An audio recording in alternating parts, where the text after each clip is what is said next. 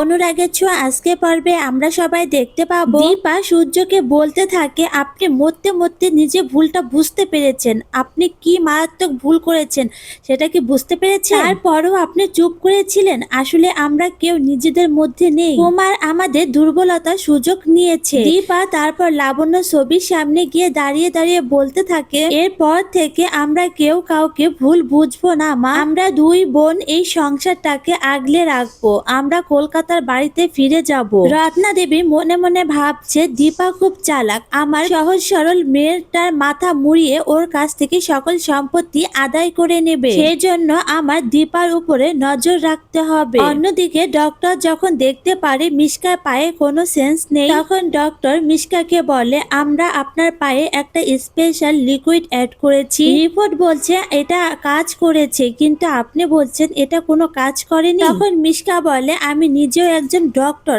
আমি কেন মিথ্যা কথা বলবো। অন্যদিকে রত্না দেবী আবারও উল্টাপাল্টা কথা বলছে, আর ঠিক সেই সময় লাবণ্য ছবির সামনে প্রদীপটা ছিটকে নিচে পড়ে যায়। এদিকে হসপিটালে মিশকা শুয়ে শুয়ে মনে মনে বলতে থাকে আমি চার দেওয়ালের মাঝে থেকেও তোর কথা ভেবেছি সূর্য, আমার শাশুড়ি মার শ্রাদ্ধ হচ্ছে আর আমি সেখানে যাব না। তারপর মিশকা নার্সকে বলে দেয় আমি সকালবেলা মেডিটেশন ট্রিটমেন্ট করতে চাই, আমাকে যেন কেউ এসে বিরক্ত না করে, আপনি একবেলা আমার খাবারটা দিয়ে চলে যাবে। তারপর মিশকা হসপিটাল থেকে পালিয়ে যায়। এদিকে লাবণ্য শ্রাদ্ধে কিছু লোকজন এসে লাইট লাগাতে চাইলে রূপা এসে জিজ্ঞাসা করে আপনাকে লাইট লাগাতে কে বলেছে? ওই লোকগুলো বলতে থাকে ওই যে উনি আমাদের লাইট লাগাতে বলেছে, এই বলে ওই লোক দুটো সেখান থেকে পালিয়ে যায়। রূপা তখন মনে মনে ভাবতে থাকে আপাতত এই লোকগুলোর ব্যাপারে বাড়িতে কাউকে জানানোর দরকার নেই। কুমারের লোকজন কুমারকে এসে জানায় আমরা